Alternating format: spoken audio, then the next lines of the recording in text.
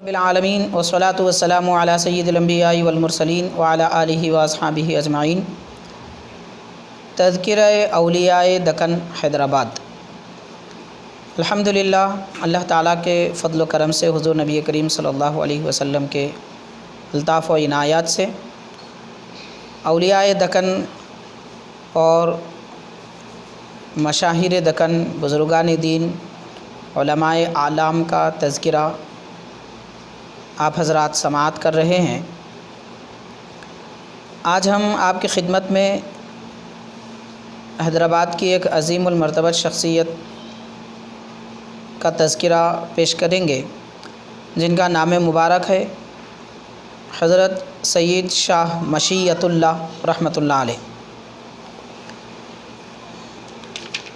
آپ قریب 1100 ہجری کے بزرگوں میں آپ کا شمار ہوتا ہے۔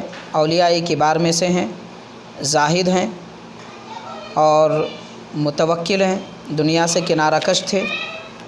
ابتدا میں آپ کا تعلق سپاہ گیری سے تھا، بادشاہت اور ارکان سلطنت سے تعلق رکھتے تھے۔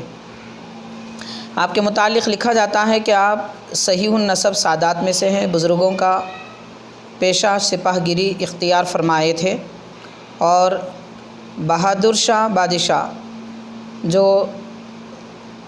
اورنگزیب عالمگیر کے شہزادے ہیں، ان کے سرکار میں آپ ملازم تھے۔ بادشاہ کے بعد دوسرے اور بادشاہ کے ملازم رہے۔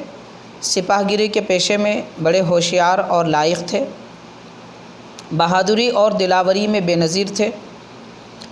بادشاہی فوج کے ساتھ متعدد لڑائیوں میں شریک رہے، اور جن سے لڑائیوں کا سامنا ہوا ان میں استقلال اور ثابت قدمی سے جم کر دشمنوں سے لڑائی کیا کرتے تھے، اور جو بھی آپ کے مقابل میں آتا، حضرت سید شاہ مشیت اللہ رحمۃ اللہ علیہ آپ کے مقابل میں جو بھی آتا، اس کو شکست کے سوا کوئی اور صورت دکھائی نہیں دیتی تھی۔ آپ کے مزاج میں بڑی چستی اور ہوشیاری تھی، اس درجہ تھی کہ بہادر سپاہی آپ کے مقابلے میں نہیں رہ سکتے تھے،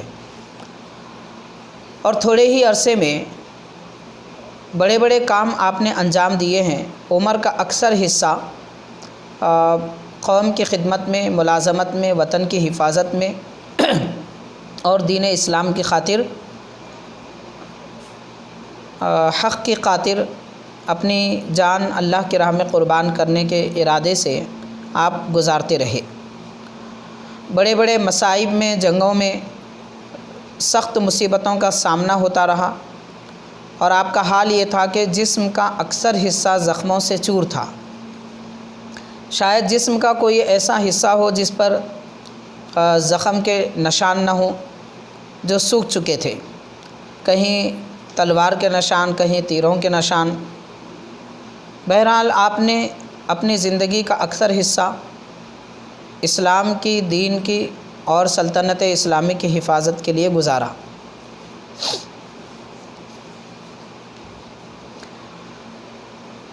آپ کا کوئی عضو ایسا نہیں تھا کہ اس پر تیر و تلوار کا وار نہ ہو۔ جسم میں جب تک توانائی باقی رہی اور ہاتھ پیر میں طاقت قائم رہی، تب تک آپ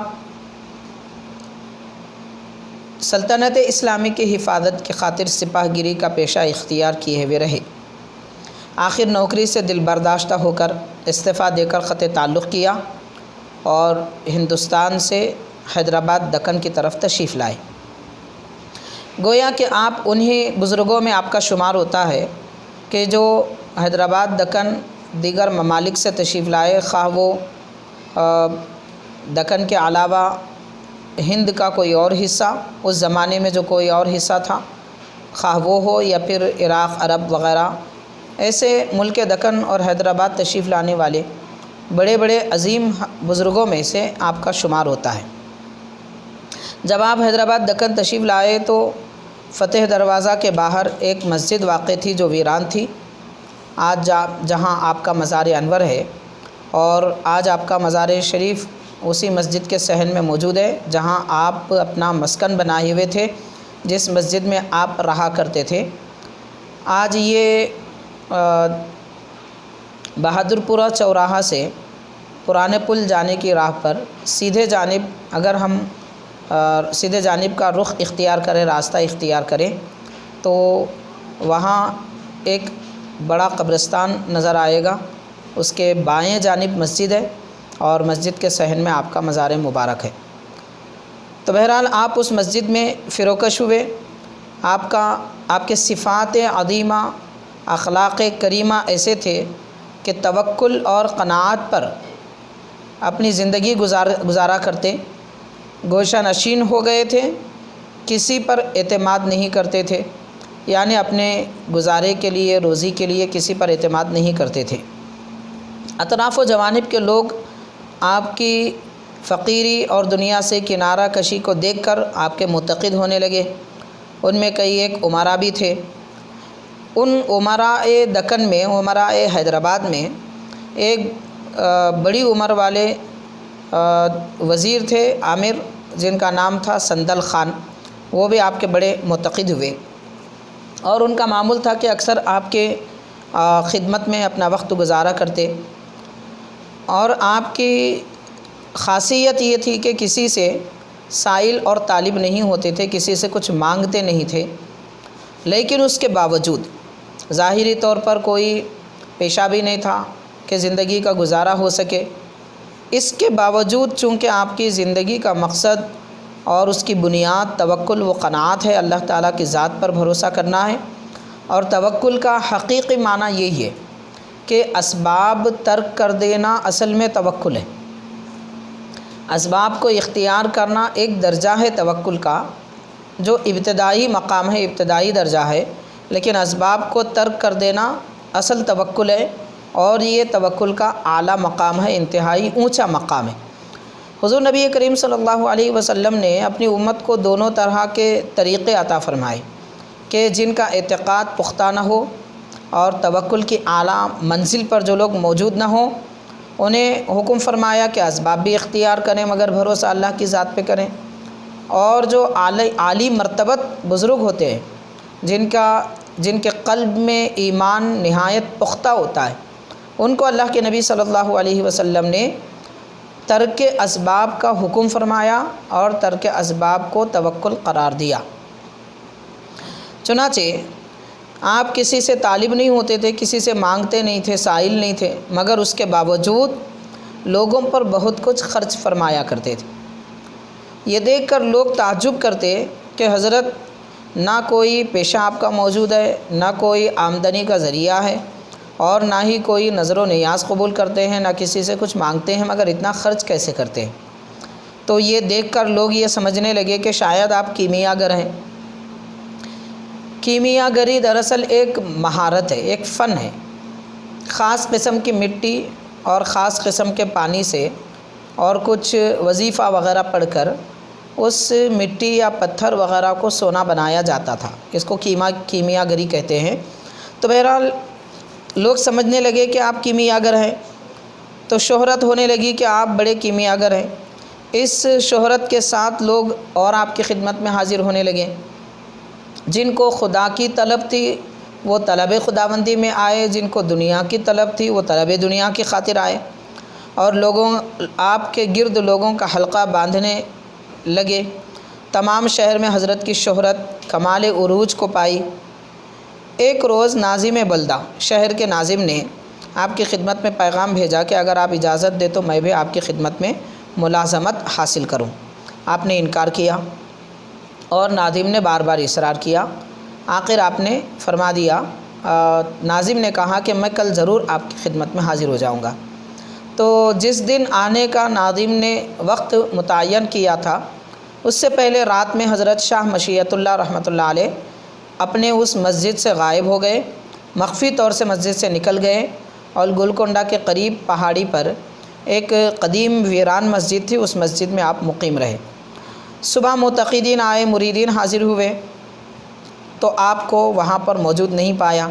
جستجو کرنے لگے، تلاش کرنے لگے، اور ناظم بلدہ کو بھی پتہ چلا کہ حضرت اب موجود نہیں ہے، تو خیر اس نے بھی آنے کا ارادہ چھوڑ دیا۔ 3 روز کے بعد معلوم ہوا کہ حضرت گولکنڈہ کے پیچھے ایک پہاڑی پر جو مسجد ہے اس مسجد میں جلوہ افروز ہے۔ تو چنانچہ کئی لوگ پھر تیسرے دن وہاں پر گئے اور حضرت سے ملاقات کی، دیکھا کہ حضرت روبہ قبلہ بیٹھے ہیں اور لوگ حضرت کی خدمت میں حاضر ہوئے۔ تو جس امیر کا ذکر کیا گیا تھا سندل خان، اس نے اور دیگر لوگوں نے حضرت سے ملاقات کی تو حضرت نے فرمایا کہ میرے پاس کیمیا کے خواہاں لوگ جو آیا کرتے تھے، کیمیا کے طلب میں آیا کرتے تھے، کہاں ہے؟ آج میں ان کو کیمیا دینا چاہتا تھا۔ یعنی حضرت کیمیا اگر تو نہیں تھے مگر جو دنیا کے طالب تھے انہیں وہ دے دینا چاہتے تھے۔ 1 ساعت تک آپ کی یہی کیفیت رہی۔ پھر اس کے بعد آپ اپنے اصلی مقام پر یعنی فتح دروازہ کے بیرون علاقے میں جو قدیم ویران مسجد تھی اس مسجد میں پھر دوبارہ تشریف لائے اور آپ سلسلہ قادریہ میں لوگوں کو مرید کیا کرتے تھے اور اسی طریقے میں لوگوں کو اجازت و خلافت بھی عطا فرماتے تھے۔ آپ کے خلفاء میں 2 بزرگوں کا نام کیا جاتا ہے، ذکر کیا جاتا ہے۔ ایک تو حضرت پیر شاہ قادری رحمۃ اللہ علیہ اور دوسرے شاہ قاسم قادری رحمۃ اللہ علیہ۔ یہ 2 بزرگوں کا ذکر کیا جاتا ہے۔ اب یہ شاہ قاسم سے مراد کون ہیں؟ اس کے متعلق کوئی تفصیل تو ہمیں ملتی نہیں ہے، البتہ اتنا بیان کیا جا سکتا ہے کہ شاہ قاسم نامی 2 مشہور بزرگ ہیں۔ ایک بزرگ حضرت سید شاہ قاسم قادری رحمۃ اللہ علیہ بیجاپور کے ہیں، جو حضرت غوث اعظم دستگیر رضی اللہ تعالیٰ عنہ کے اولاد امجاد میں سے ہیں، اور دوسرے شاہ قاسم نامی ایک بزرگ حیدرآباد میں جلوہ افروز ہے۔ آپ کا مزار مبارک رنمس پورہ میں ہے، جسے رمنس پورہ کہا جاتا ہے، تو وہاں پر آپ کا مزار مبارک ہے۔ ممکن ہے کہ یہی شاہ قاسم قادری رحمۃ اللہ علیہ حضرت شاہ مشیت اللہ رحمۃ اللہ علیہ کے مرید اور خلیفہ ہوں، ممکن ہے۔ علاوہ اس کے آپ نے لوگوں سے یہ ارشاد فرمایا کہ آپ سے خرق عادات زیادہ ظاہر ہونے لگے، کرامات کا ظہور ہونے لگا اور آپ کے وصال مبارک کا وقت قریب آیا تو آپ نے ایک دن پہلے ہی شاہ صاحب قادری سے، جو آپ کے مرید اور خلیفہ ہیں، آپ سے فرمایا کہ میری وفات کا وقت قریب ہے، کل میں اس عالم فانی سے عالم جاویدانی کو روانہ ہوں گا، آپ میری تجہیز و تکفین کے بابت کچھ فکر نہ کریں، یعنی کہ تجہیز و تکفین کیسے کریں اس کے بارے میں کوئی فکر نہ کریں۔ کل محمد قاسم سوداگر جو کہ میرے مرید خاص ہیں اور وہ سورت گئے ہوئے ہیں، وہ پہنچ جائیں گے دوپہر تک اور کفن دفن وغیرہ کا سب سامان وہی پورا کریں گے۔ پھر اسی روز آخر شب میں آپ دنیا سے تشریف لے گئے، آپ کی وفات ہوئی۔ دوسرے دن صبح تمام معتقدین خاص و عام جمع ہوئے۔ پیر شاہ صاحب نے آپ کی وصیت سب کے سامنے عرض کر دی کہ حضرت نے یہ حکم فرمایا ہے۔ چنانچہ سارے لوگ مل کر قاسم سوداگر کی آمد کا انتظار کرنے لگے اور ان کے آمد کے لیے چشم براہ تھے کہ وقت متعینہ پر یعنی دوپہر سے کچھ پہلے محمد قاسم سوداگر صاحب یہ تقریباً 5000 روپیے لے کر سورت سے ایک بڑی اونٹنی پر سوار ہو کر تیزی سے آئے، تجہیز و تکفین کا مکمل اہتمام کیا۔ پھر حضرت کو بیرون شہر حیدرآباد فتح دروازہ کے قریب دفن کیا گیا، آپ کا مزار مبارک بنایا گیا۔ اس کے بعد یہ محمد قاسم صاحب سوداگر نے کہا کہ 5 روز پہلے حضرت نے مجھ کو خواب میں تشریف لا کر ارشاد فرمایا کہ میری وفات 5 دن بعد ہونے والی ہے، تم جلدی تمام تجہیز و تکفین کے اسباب لے کر کفن وغیرہ لے کر میرے پاس آ جاؤ۔ چنانچہ میں حضرت کے اس خواب میں حکم فرماتے ہی وہاں سے نکل گیا اور سورت یعنی گجرات سے حیدرآباد پہنچنے کے لیے مجھے 5 دن لگے، اور اب میں الحمدللہ حضرت کی ملازمت کی سعادت بھی حاصل کی اور وصیت جو فرمائی تھی اس پر میں نے عمل کیا۔ چنانچہ حضرت سید شاہ مشیت اللہ قادری رحمۃ اللہ علیہ کی وفات 1136 ہجری میں واقع ہوئی۔